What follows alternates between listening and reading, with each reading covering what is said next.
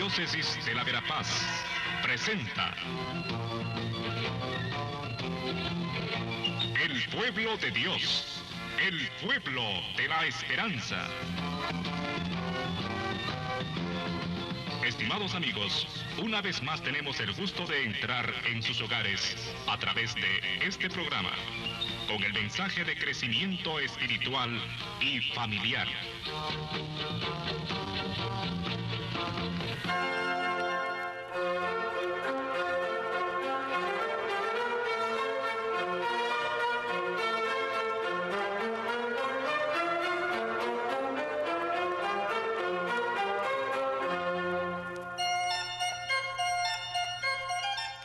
Un saludo cordial a todos y todas en esta nueva cita semanal de la mano de los textos litúrgicos para cada domingo y de las celebraciones. Este fin de semana, domingo 29, tenemos una particular celebración en la iglesia que es la fiesta del Corpus Christi, del cuerpo y sangre de Cristo. Una de las fiestas más, podríamos decir, típicamente católicas y una de las fiestas que a lo largo de la tradición, en la piedad y en la religiosidad popular, pues tienen más arraigo.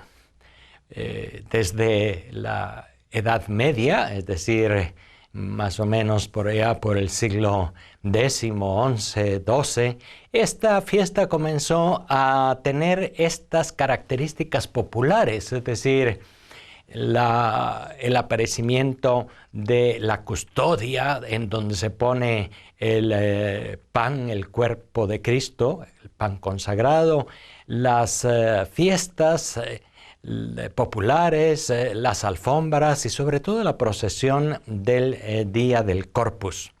Y también en nuestro contexto de piedad popular latinoamericana, esta fiesta tiene mucho significado. Y por eso hay que comprender verdaderamente lo que quiere transmitirnos para no desviarnos del correcto y auténtico significado de la fiesta del cuerpo y sangre de Cristo, que pues tiene unas raíces bíblicas en primer lugar tremendamente fuertes. ¿Por qué? Porque se trata de una definición de sí mismo que dio el mismo Señor Jesús. Yo soy el pan de vida. Una de las afirmaciones del Evangelio de Juan, alrededor del yo soy. Y por lo tanto eso es fundamental. Y lo primero que tiene que ayudarnos a celebrar esta fiesta del Corpus Christi o del cuerpo y sangre de Cristo es poner los ojos en Jesús. ¿Quién es Jesús y qué es lo que Él es para nosotros? Es muy importante, por lo tanto, no quedarnos, como en todas las cosas de la piedad popular y la celebración, únicamente con las alfombras, los cantos, a veces hasta ahora se ponen los cohetes, las celebraciones o el momento de adoración. Hay que ir más allá, no quedarnos únicamente en el signo del pan que veneramos, que adoramos en primer lugar porque consideramos que es el mismo cuerpo de Cristo. Sin embargo, hay que ir más allá, hay que ir al significado profundo. Y eso es lo que trataremos de hacer ahora, partiendo sobre todo de los textos de la Sagrada Escritura. Hoy se nos ofrece en el texto del Evangelio una perícopa, un párrafo de la Biblia del Evangelio de San Lucas. Fíjense ustedes que nos está hablando de un hecho esencial en la vida humana de Jesús en aquellos años en Galilea, que fue la multiplicación de los panes y los pescados. Estamos entonces en el capítulo 9 de Lucas. Y lo primero que reconocemos es que se trata de un hecho que seguramente llamó mucho la atención de las comunidades cristianas primitivas, de los admiradores y de los seguidores de Jesús, puesto que los 4 evangelios nos narran este hecho. Y más aún, tanto en San Mateo como en San Marcos, se habla de dos multiplicaciones de los panes y los pescados. De manera que tenemos en total 6 relatos. 6 relatos, 2 en Mateo, 2 en Marcos, 1 en Lucas y 1 en Juan. Esa es una coincidencia muy importante que cuando la analizan los expertos nos dicen, miren, aquí sí que se trata de un hecho histórico con bastante o con muchísimo fundamento. No solamente es alguna circunstancia de la vida de Jesús que pudo haber sido arreglada, digamos así, con fines catequéticos, un hecho que se narra para darnos nada más una enseñanza, pero que en realidad puede que no haya sido real exactamente o que haya sido muy arreglado. Cuando estamos ante este hecho de la multiplicación de los panes y los pescados, los expertos en el análisis de la Escritura nos dicen que estamos ante un hecho que tiene todas las probabilidades de historicidad. Quiere decir que aquello realmente fue así en un lugar despoblado, muy probablemente cerca de una aldea denominada Betsaida, cerca del desierto, es decir, de lugares en donde francamente no hay nada. Una multitud seguía a Jesús. Según el Evangelio de Lucas son 5,000 personas, según el Evangelio de Marcos, en Mateo en Mateo principalmente son 4,000, es decir, se trata de mucha gente que seguía a Jesús en un determinado momento. Y él, viendo que le habían seguido, que ya era tarde y que no se habían alimentado, lo cual también veían los discípulos, ya es tarde, despídelos, pues Jesús les dice, no, denles ustedes de comer. Y viene todo ese diálogo que nosotros ya conocemos. Pero solo hay aquí un muchacho que tiene apenas 4 panes y 3 pescados. Pero, ¿qué es eso para la multitud? Los apóstoles son como realistas. Los apóstoles ponen la objeción. Es imposible alimentar a toda esta gente apenas con este poquito de comida. Y no bastaría un salario y una cantidad muy grande de dinero para alimentar a toda esa gente. Aparte de que tendrían que ir a un lugar a buscar esa comida. De manera que estamos ante unos hechos, ante una circunstancia de la vida de Jesús que impresionó mucho porque alimentó a toda aquella multitud a partir simplemente de 4 panes y 3 pescados.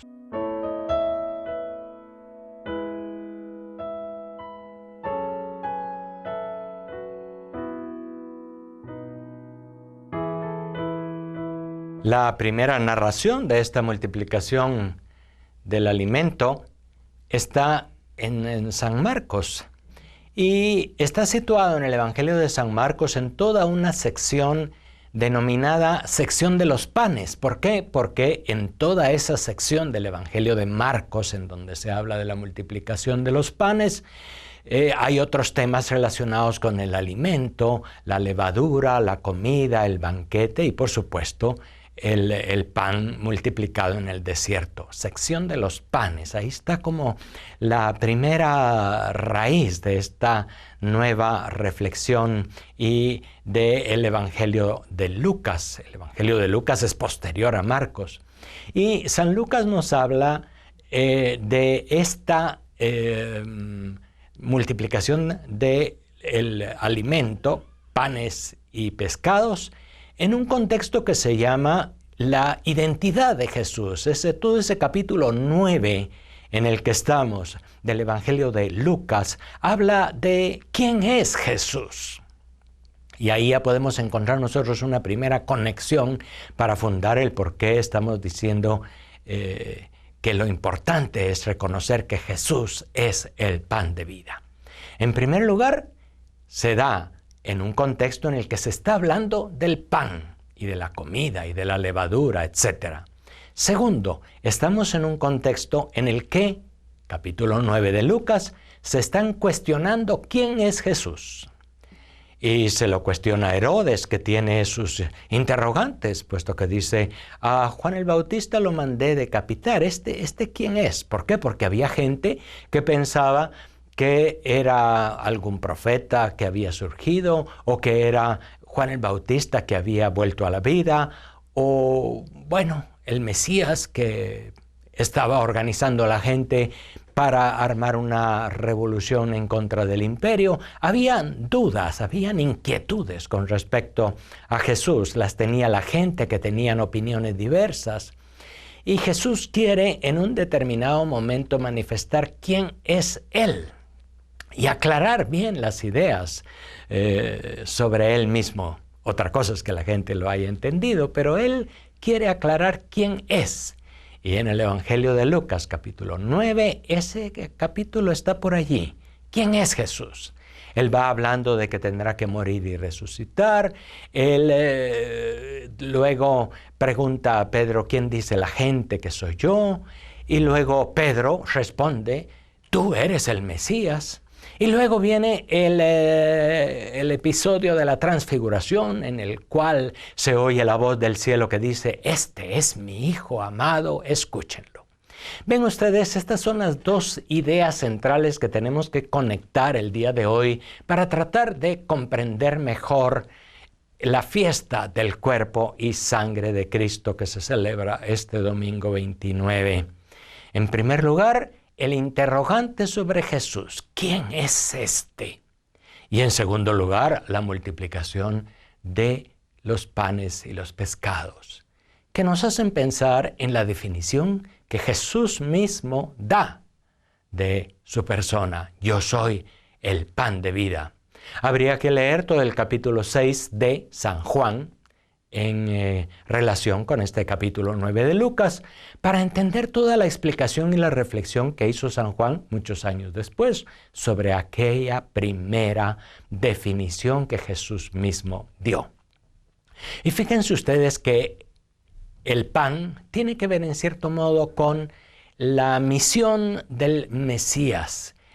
Es Dios mismo que viene a alimentar a su pueblo. Ese pan multiplicado en el desierto de Judea hace a los judíos y a los primeros cristianos pensar en el pan del cielo, en el maná que fue dado a el pueblo de Dios cuando salía de Egipto. Hay una conexión entonces entre el liberador, el nuevo Moisés o Mesías, con Jesús, que así como Moisés dio el pan, dio el maná en el desierto, Jesús da el pan.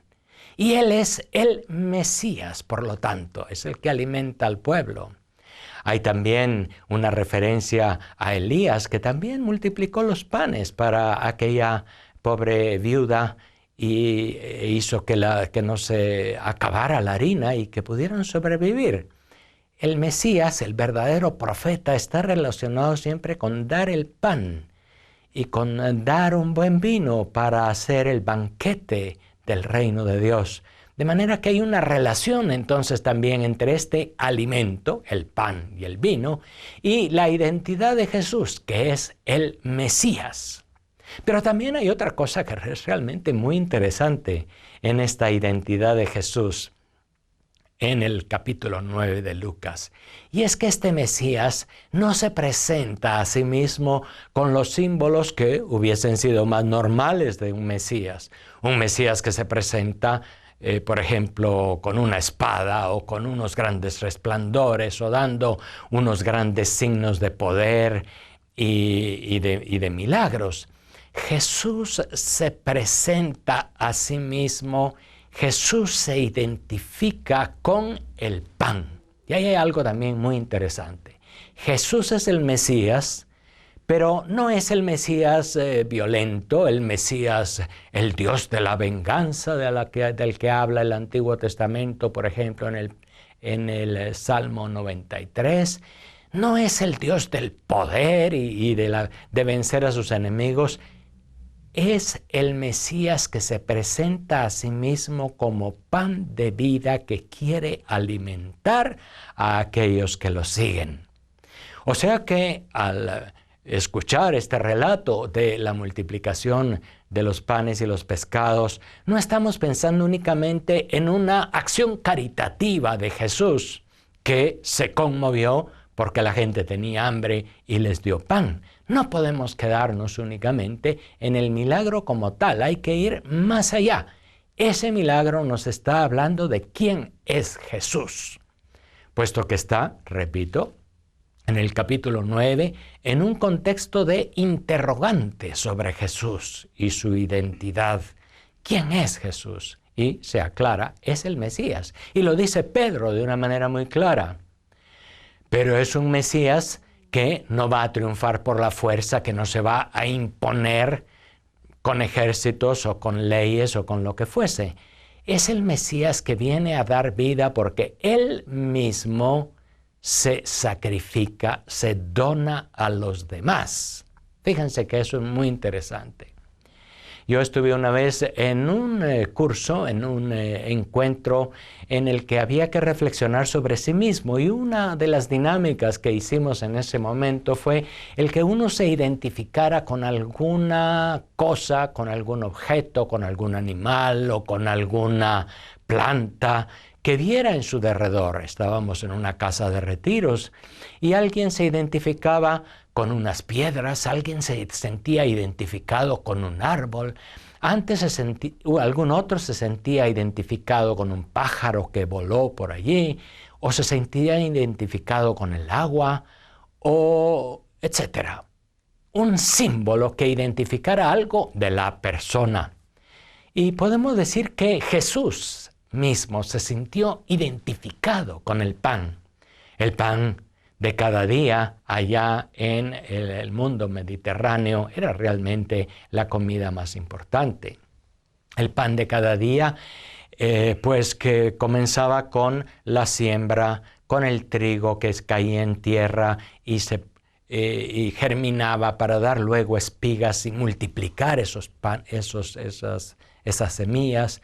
Luego esos granos de trigo que eran cosechados, sometidos a ser triturados en un molino de piedra por lo general, que luego sacaba una harina muy fina y que era llevada, por supuesto, a la casa en donde se hacía fermentar una masa y donde también pues se llevaba después a un horno porque no todas las casas tenían un horno. Lo llevaban allá y regresaban con el pan ya cocido. Todo ese proceso del grano de trigo, todo ese proceso del pan es el que Jesús usa para identificarse a sí mismo.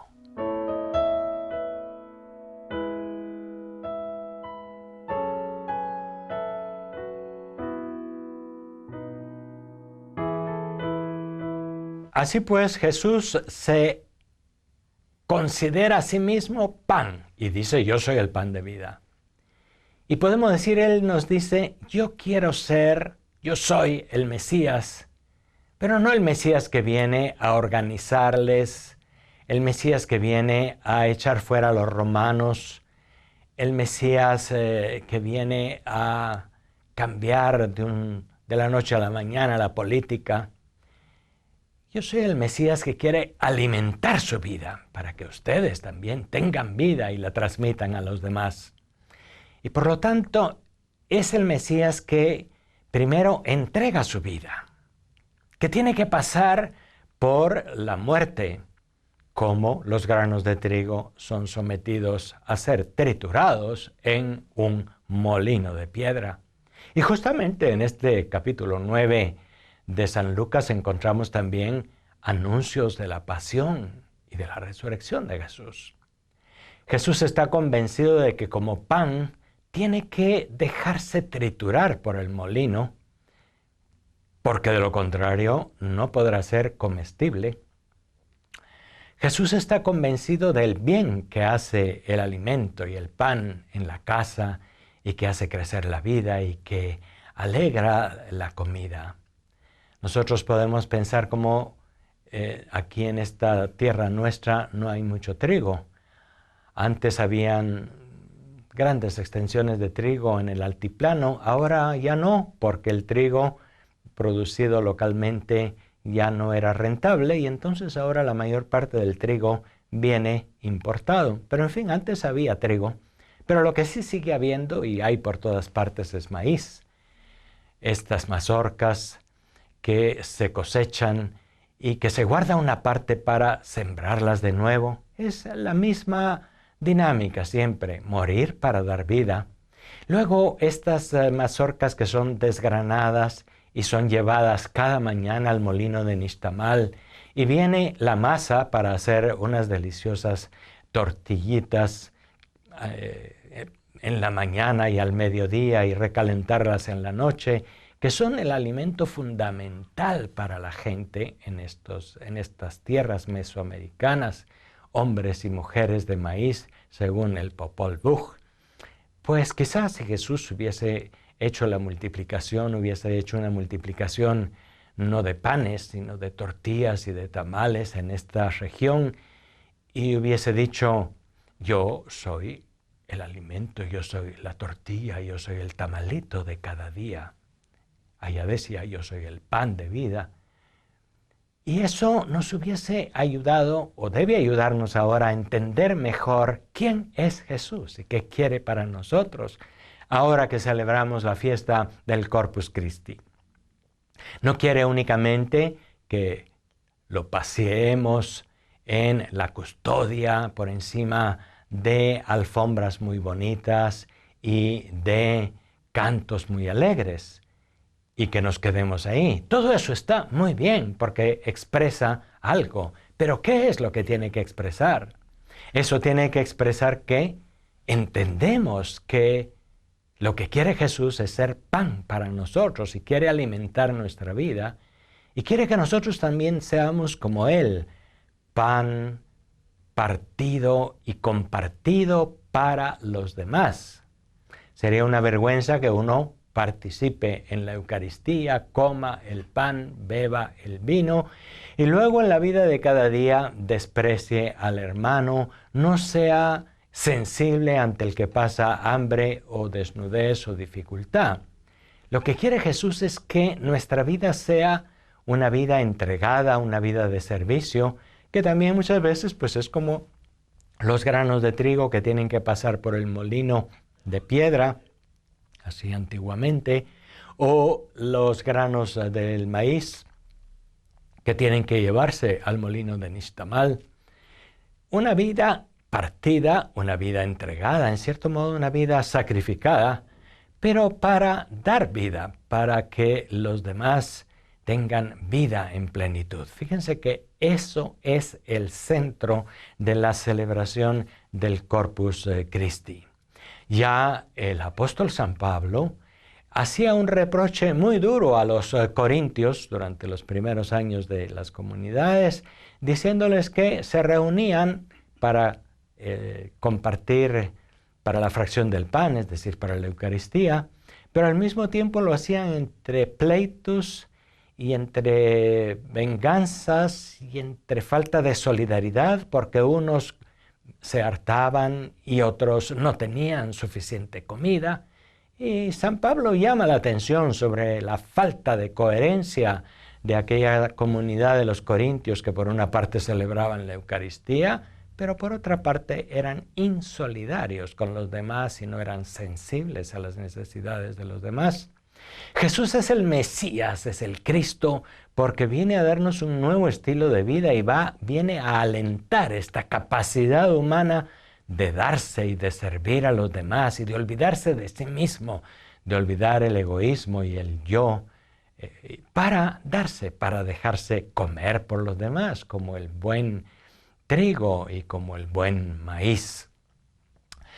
La fiesta de Corpus Christi, pues con toda su solemnidad, con todo lo que tiene de culto y de celebración, no debía llevarnos simplemente a enredarnos para tratar de explicar cómo es que ese pan se convierte en el cuerpo de Cristo, cómo es que ese vino se convierte en la sangre de Cristo.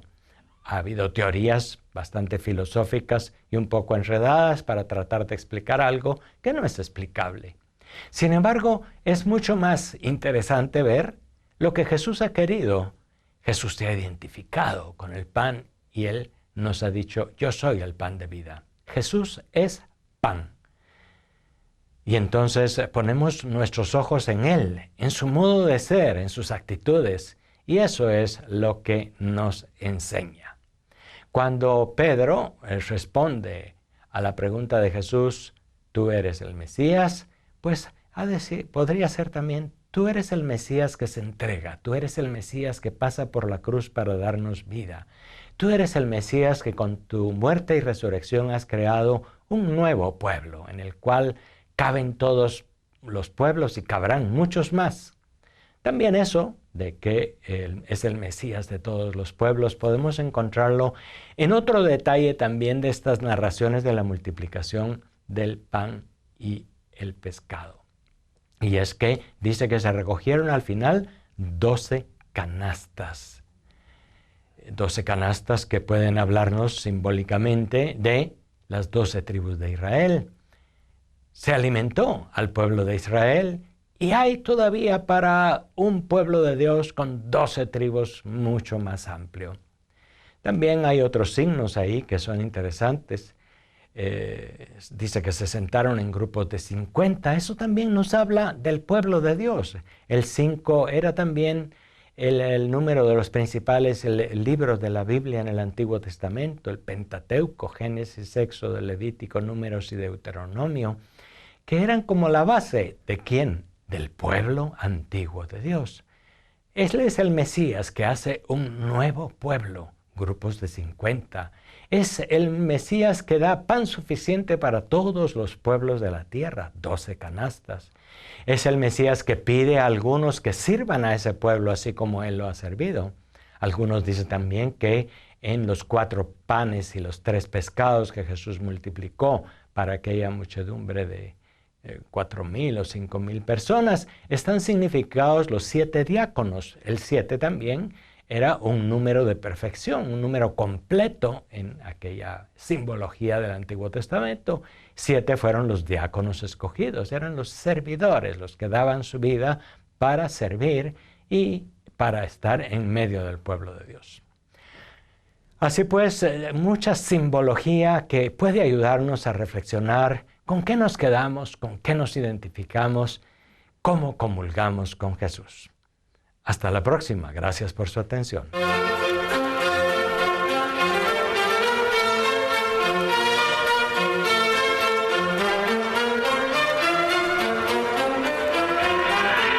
La Diócesis de la Verapaz presentó